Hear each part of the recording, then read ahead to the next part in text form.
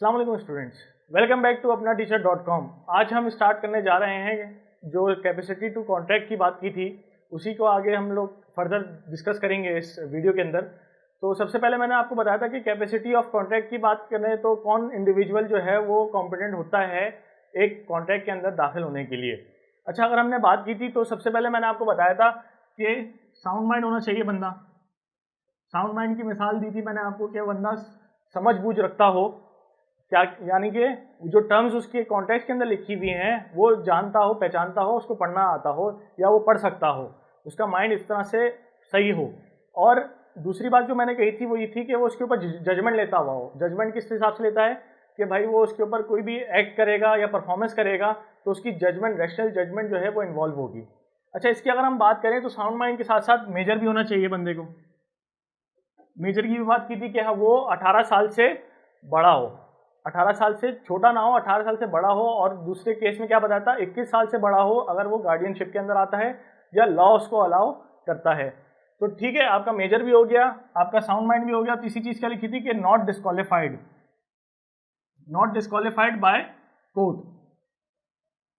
इसका मतलब मैंने क्या कहा था आपसे कि इंसॉल्वेंसी का केस उसके ऊपर दायर ना हुआ हो, या तो उसने इंसॉल्वेंसी का केस कोर्ट के अंदर नहीं दायर किया हुआ हो कि इसलिए क्योंकि कभी कभार ऐसा होता है कि वो इंडेटनेस आ जाती है उसके अंदर, वो बहुत ज़्यादा उधार मकरूज हो जाता है और वो पे नहीं कर पाता। वो लाइबल होता तो है लेकिन वो पे नहीं कर पाता, तो इसलिए वो क्या करता है, वो कोर्ट के पास चले जाता है और कोर्ट से एक सर्टिफिकेट या एक ऑर्डर इशू करवा लेता है जिसकी बेसिस के ऊपर कोर्ट उसको बोलता है कि ये इंसॉल्वेंट है, अब इससे कोई कॉन्ट्रैक्ट नहीं होगा। ठीक है, तो इसकी तीन चीज़ें मैंने आपको बताई थी। तो इसको शॉर्ट फॉर्म के लिए याद करने के लिए आप ये भी कर सकते हैं कि SMI लिख दें। SMI जो एक्रोनियम्स के तौर पे मैं आपको बता रहा हूँ ताकि इस तरह से कितनी भी हेडिंग्स होती है ना वो आप समझ सकते हैं, याद कर सकते हैं बहुत आसानी से, बहुत डिटेल में। अगर आप काफ़ी सारी, जैसे मैंने पिछली वीडियो में भी देखी थी आपने कि माइनर्स के एसेंशियल बहुत ज़्यादा थे, तो उसके आप इनिशियल वर्ड्स को लेके एक एक्रोनियम बना के उसको याद कर सकते हैं। कोई भी फनी एक्रोनियम भी बना सकते हैं, कोई पिक्चोरियल एक्रोनियम भी बना सकते हैं जिसकी वजह से आपको चीज़ें रिटेन रहें और वो हेडिंग्स याद रहें। उस हेडिंग्स को तो आप आराम से एलिब्रेट कर सकते हैं, जब आपकी अच्छी कॉन्सेप्ट की अंडरस्टैंडिंग होगी तो वो तो एलिब्रेट आप आराम से कर सकते हैं हेडिंग्स को। लेकिन एक्रोनियम से आपको क्या होगा कि हेडिंग्स याद रहेंगी। तो जिसमें इस तरह से मैंने बताया आपको SME भी बना सकते हैं, सिम भी बना सकते हैं, सिम कार्ड। सिम का मतलब ये हो गया कि साउंड माइंड आ गया आपका, मेजर होना चाहिए और इंसॉल्वेंट नहीं होना चाहिए। ठीक है, तो ये आपकी एक बेसिक टिप्स दे रहा हूँ मैं आपको कि आप किस तरह से एक थ्योरी सब्जेक्ट को किस तरह से पढ़ सकते हैं। कमिंग बैक टू हम हमारे सब्जेक्ट के ऊपर ही आ जाते हैं, टॉपिक के ऊपर कि पर्सन ऑफ अनसाउंड माइंड क्या होता है। अच्छा, पर्सन ऑफ अनसाउंड माइंड के अंदर दो रूल बताए गए हैं। रूल नंबर 1 ये होता है कि यूजुअली वो अगर अपने होशो हवास में होता है और ओकेजनली जो है वो पागल हो जाता है या उसको समझ में नहीं आती बात, तो वो अपने दिमाग से फिर जाता है, तो वो क्या होता है, वो एक रूल नंबर 1 है उसका एक। अब यहाँ पे मैं आपको लिख देता हूँ आपको ताकि आसानी हो जाए कि रूल नंबर 1 क्या है। यूजुअली जो है वो साउंड माइंड होता है, सही है, और ओकेजनली वो अनसाउंड माइंड होता है। ओकेजनली वो अनसाउंड होता है। तो इसमें लॉ क्या बोलता है, इसमें लॉ ये बोलता है कि जब यूजुअली वो साउंड माइंड हो तभी आप कॉन्ट्रैक्ट करेंगे। कॉन्ट्रैक्ट के अंदर कब दाखिल होंगे आप, जब वो यूजुअली साउंड माइंड है। रूल नंबर 2 क्या बोलता है आपका, रूल नंबर 2 ये कहता है कि वो ओकेजनली साउंड माइंड है, ओकेजनली साउंड माइंड है और यूजुअली जो है वो अनसाउंड रहता है, यूजुअली पागल रहता है वो। अब उसकी कोई भी केस हो सकती है कि किसी भी वजह से वो अपने होशो हवास में नहीं है। ठीक है, तो इसके अंदर लॉ क्या कहता है, लॉ इसमें क्या बोल रहा होता है कि जब वो ओकेजनली साउंड माइंड होता है तब आप कॉन्ट्रैक्ट के अंदर दाखिल होंगे, जब आप उससे कॉन्ट्रैक्ट कर सकते हैं। तो ये दो रूल उसने लॉ के अंदर बताए हुए हैं कि ये आपकी लॉजिकली भी आप सोचा जाए तो यही है कि जब बंदा साउंड माइंड होगा, जब बंदा सोचने समझने के काबिल होगा तभी तो कॉन्ट्रैक्ट करने के लिए लॉ आपसे बोलेगा। तो इसलिए उसने क्या बोला है कि यूजुअली साउंड माइंड जब होगा तभी कॉन्ट्रैक्ट करेंगे और जब ओकेजनली साउंड माइंड होगा तब कॉन्ट्रैक्ट करेंगे। तो आपका पर्सन ऑफ अनसाउंड माइंड का ये वाली रूल्स और ये सारी टॉपिक कवर हो गया है। अब हम लुनेटिक के ऊपर आते हैं। लुनेटिक की बात करें तो वो कभी कभार उसका दिमाग जो है वो आउट हो जाता है किसी भी तरह से, कि ऐसा भी होता है कि वो सही तरह से साउंड माइंड चल रहा है लेकिन कोई ऐसा उसकी बीमारी होती है या साइकोलॉजिकल उसको प्रॉब्लम होती है कि वो अचानक जो है वो पागल हो जाता है, अचानक अनसाउंड माइंड हो जाता है।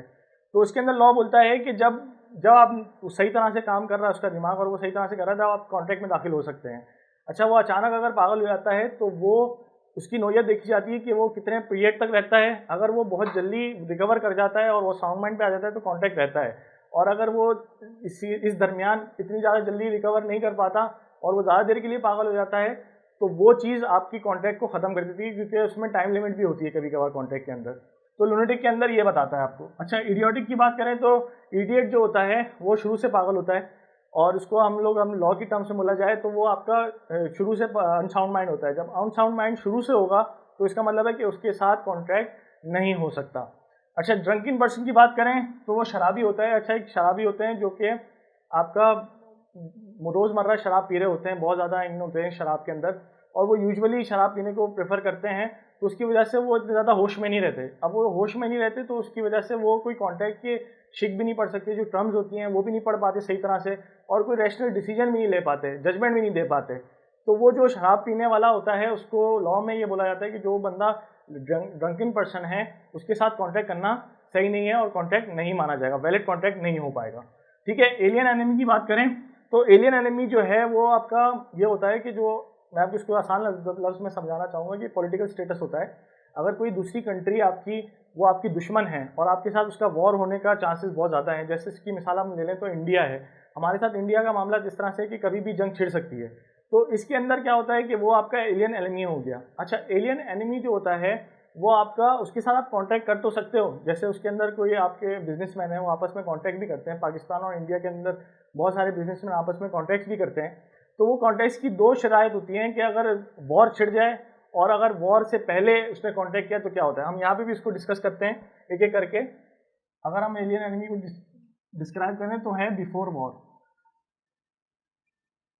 बिफोर वॉर अगर कॉन्ट्रैक्ट किया हुआ है तो अगर वॉर छिड़ जाती है, अगर जंग हो जाती है तो वो सस्पेंड हो जाएगा। ठीक है, अगर वॉर छिड़ जाती है, वॉर स्टार्टेड, तो आपका क्या होगा, कॉन्ट्रैक्ट जो है वो सस्पेंड हो जाएगा। सही है, ये कॉन्ट्रैक्ट क्यों सस्पेंड होगा, क्योंकि जब वॉर छिड़ जाती है तो आप लीगल हैसियत दोनों की खत्म हो जाती है। उस टाइम पे एक लॉ आपका ये बोलता है कि वो जो आपका वॉर का जो पार्ट है, जितनी भी लंबी वॉर चलेगी, अब वो 1 साल भी चल सकती है, 2 साल भी चल सकती है, आप पता नहीं कर सकते कि कितने साल वो जंग चलेगी, तो उस केस के अंदर आपका लॉ जो कॉन्ट्रैक्ट होता है वो ख़त्म हो जाता है। अगर वो टाइम बार्ड है, फर्ज करें कि अगर वो 1 साल का कॉन्ट्रैक्ट है तो 1 साल के अंदर अगर वॉर चल रही है तो वो अल्टीमेटली वो कोलैप्स कर जाएगा, ख़त्म हो जाएगा, लैप्स हो जाएगा, और वो टाइम ख़त्म होने के सिलसिले में उसका कॉन्ट्रैक्ट भी ख़त्म हो जाएगा। दूसरी बात ये कहता है कि ड्यूरिंग वॉर करते हैं, अगर हम ड्यूरिंग वॉर अगर हम करें तो कॉन्ट्रैक्ट हो ही नहीं सकता। कहता है कि ड्यूरिंग वॉर तो कॉन्ट्रैक्ट पॉसिबल ही नहीं है। जाहिर सी बात है, दोनों जंगें चल रही हैं आपस में, तो कॉन्ट्रैक्ट किस तरह से करेंगे आप, क्योंकि दोनों की कोई नॉर्मल हालात तो होते नहीं है जंग के अंदर। तो आप किसी भी बिजनेसमैन से या कोई भी अपने तजारत के मामला नहीं कर सकते ड्यूरिंग वॉर। ठीक है, तो ये आपका एलियन एनिमी कवर हो गया। एलियन एनिमी से बात करें तो एलियन एनिमी की बात करें तो आपका आ गया पॉलिटिकल स्टेटस। इसकी मिसाल आप इंडिया से भी ले सकते हैं, मैंने आपको बताया आसान मिसाल है, सबसे ज़्यादा इसको आप आराम से समझ सकते हैं इंडिया और पाकिस्तान की मिसाल से। अच्छा, फॉरेन सॉवरेनिटी की बात करें तो फॉरेन लोग जो हैं वो हमारे पास बहुत आते हैं, एम्बेसडर्स होते हैं, बहुत सारे हमारे काउंसिल मेंबर्स भी होते हैं जो कि जो बाहर के मुल्कों ने डिप्लॉय किए हुए होते हैं हमारे पास, हमारे फॉरेन अफेयर्स चला रहे होते हैं, और उनके साथ मामला होते हैं इंटरनेशनली। तो वो फॉरेन एम्बेसडर्स वगैरह के साथ जो आप कॉन्ट्रैक्ट करते हैं उनको ये इम्यूनिटी हासिल है, उनको ये इस्तिस्ना हासिल है कि वो जो है वो उनका जो केस, अगर आपका कोई कॉन्ट्रैक्ट में एक डिस्प्यूट भी आ जाता है तो आप लोकल बॉडी के अंदर, लोकल कोर्ट्स के अंदर जाके आप उसको केस चैलेंज नहीं कर सकते अनटिल एंड अनलेस आप फेडरल गवर्नमेंट से उसकी परमिशन लें। इनको ये इम्यूनिटी, ये इस्तिस्ना हासिल है। ठीक है, तो इनको बहुत फ़ायदा है और इनको बहुत फ़ायदा है, हमें बहुत नुकसान है, क्योंकि हमारा अगर कॉन्ट्रैक्ट होता है और कोई डिस्प्यूट इनके दरमियान हो जाता है तो हमें बहुत ज़्यादा लॉस बेयर कर सकते हैं हम उनसे कॉन्ट्रैक्ट करके। तो इसके हिसाब से भी बहुत ध्यान रखना पड़ता है हमें फॉरेन सॉवरेन से कॉन्ट्रैक्ट करने के लिए। अच्छा, अगर हम कंपनी और कॉर्पोरेशन की बात करें तो कंपनी, आप जैसे अकाउंटिंग में भी पढ़ चुके होंगे कि कंपनी होती क्या है, कि एक रजिस्टर्ड होती है अंडर कंपनीज एक्ट जो अब 2017 हो गया है, जो कंपनी ऑर्डिनेंस हुआ करता था 1984, जो चेंज हो गया कंपनीज एक्ट 2017, उसके अंदर जो भी स्टैब्लिश हो रही है कंपनी, वो रजिस्टर हो रही है, उसके अंदर जो कंपनी, वो आपकी कंपनी कहलाती है। अच्छा, कंपनी की हम बात करें तो कंपनी के अंदर मेमोरेंडम ऑफ एसोसिएशन भी होता है, आर्टिकल्स ऑफ एसोसिएशन होता है। इसको थोड़ा सा एक्सप्लेन करता हूँ मैं कि ये होते क्या है कि कंपनी को चलाने के लिए भी एक करंट अफेयर्स लिखे जाते हैं कि भाई ये अफेयर्स इस हिसाब से चलेंगे, एक कंपनी का ऑब्जेक्ट क्या है कि वो क्या बेचेगी, क्या उसके अंदर कितना सब्सक्रिप्शन होंगे, कितने शेयर्स के चीज़ें होंगी, और ये सारे मामला उसके अंदर सारे डिटेल में लिखे हुए होते हैं मेमोरेंडम। वो जब आप डिटेल में आप लॉ पढ़ेंगे, प्रोफेशनल कॉर्पोरेट लॉ पढ़ेंगे, तो उसके अंदर आप इस चीज़ को समझेंगे और चीज़ों को पढ़ेंगे। ये आपसे इतना रेलिवेंट नहीं, लेकिन मैं आपको बता देता हूँ कि मेमोरेंडम ऑफ एसोसिएशन आर्टिकल जो है वो एक तरह से कॉन्स्टिट्यूशन होता है कंपनी का। जैसे मुल्क चलाने के लिए एक कॉन्स्टिट्यूशन होता है, वैसे कंपनी चलाने के लिए भी एक हम कॉन्स्टिट्यूशन बनाते हैं, जिसके अंदर सारे डिटेल में क्लॉज वाइज मामला लिखे हुए होते हैं कि कंपनी इस हिसाब से चलेगी, इसका ये ऑब्जेक्ट है, ये बिजनेस रन करेगी, इसकी लीगल स्टेटस ये है। अच्छा, अगर मैं बात करूँ कंपनी की, तो लीगल स्टेटस जो आप बात करते हैं वो एक आर्टिफिशियल पर्सन होता है, मतलब इसको एक पर्सन कंसिडर किया जाता है लॉ के अंदर।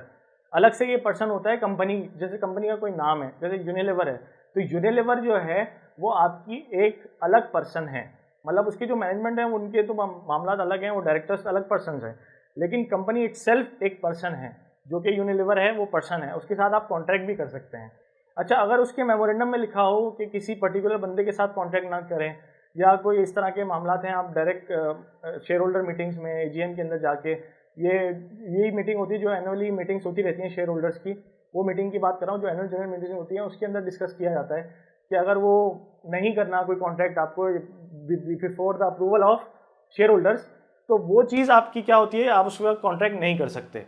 अल्टीमेटली तो ऐसा होता नहीं है, कभी कभार तो जो नॉर्मल हालात में देखा जाए तो वो तो कॉन्ट्रैक्ट करते ही करते हैं हम कंपनी से, लेकिन कुछ मामलात में वो कॉन्ट्रैक्ट को रोक देता है करने से कि भाई आप इन मामलात में कॉन्ट्रैक्ट नहीं कर सकते before the approval of share holders. ठीक है, तो आपका कंपनी और कॉर्पोरेशन भी कवर हो गया कि उसके साथ कॉन्ट्रैक्ट हो सकता है नहीं हो सकता। अच्छा, इंसॉल्वेंट की बात करें तो हमने बहुत डिटेल में बात कर ली कि इंसॉल्वेंसी क्या होती है, कि कोर्ट से आप सर्टिफिकेट निकलवा लेते हो कि मैं आप ये पे नहीं कर सकता, अपनी लायबिलिटी पे नहीं कर सकता, तो कोर्ट आपको सारी हेयरिंग्स के बाद सारे मामला रोक देता है, सारी ट्रांजैक्शन रोक देता है, आप ना लोन ले सकते हो ना कुछ और कर सकते हो, किसी ट्रांजैक्शन में भी नहीं जा सकते। तो वो इंसॉल्वेंसी का सर्टिफिकेट जब आपको मिल जाता है उसके बाद आप कोई कॉन्ट्रैक्ट नहीं कर सकते, उसके बाद आप कॉन्ट्रैक्ट करने के आप कॉम्पिटेंट ही नहीं हो, एलिजिबल ही नहीं हो कि आप कॉन्ट्रैक्ट करो। ठीक है, तो इंसॉल्वेंसी भी कवर हो गई हमारी। इंसॉल्वेंट भी क्या होता है? अच्छा, कन्विट्स की बात करें तो कन्विट क्या होता है कि मुलजिम, जो हम बात करते हैं कि इस केस में मुलजिम है, मुजरिम है, ये जो लोग होते हैं इनके साथ तो आप कॉन्टैक्ट कर ही नहीं सकते, इनकी तो इम्प्रिजमेंट चल रही होती है। इनका इम्प्रिजमेंट की बात करें तो वो होता है कि जेल के अंदर इनके मामला चल रहे होते हैं, कोर्ट जो है इनको सज़ा सुना चुकी होती है या सज़ा के लिए बैठे हुए होते हैं कि जब कोर्ट की हियरिंग्स हो तो उसमें सज़ा होती है नहीं होती, उसके लिए मुलजिम बैठा हुआ होता है। तो वो उस केस के अंदर आप मुलजिम से या मुजरिम से दोनों से कॉन्टैक्ट नहीं कर सकते, क्योंकि वो खुद सज़ा के अंदर मुब्तला होते हैं। आपको लॉ ये चीज़ की इजाज़त नहीं देता कि आप उनके साथ जाके कोई कॉन्ट्रैक्ट करें।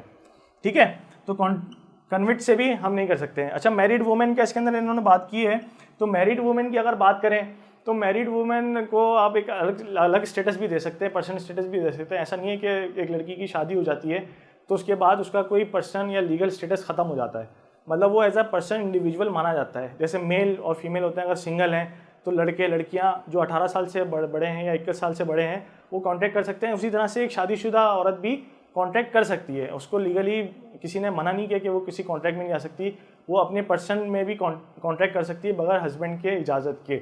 अच्छा, अगर नेसेसिटी की बात करें तो मतलब अगर कोई कॉन्ट्रैक्ट होता है किसी मैरिड वुमेन से, मैं एक बात करना चाहूँगा इधर कि अगर कोई कॉन्ट्रैक्ट होता है मैरिड वुमेन के साथ और मैरिड वुमेन अगर उसके अंदर कोई डिस्प्यूट आ जाता है, कोई मसला होता है, तो उसका हस्बैंड जो है वो लायबल नहीं होगा।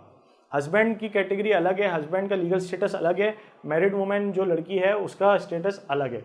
तो मतलब अगर वो उसके साथ कोई डिस्प्यूट होता है तो वो उसको अकेले से हैंडल करेगी, उसका लायबल हस्बैंड नहीं होगा। ऐसा नहीं हो सकता कि आपने कोई पैसे खाएं अगर किसी मैरिड वुमेन ने, तो आप जाके जो है वो हस्बैंड से पैसे रिकवर करने की कोशिश करें, लॉ आपको इस चीज़ की इजाज़त नहीं देता।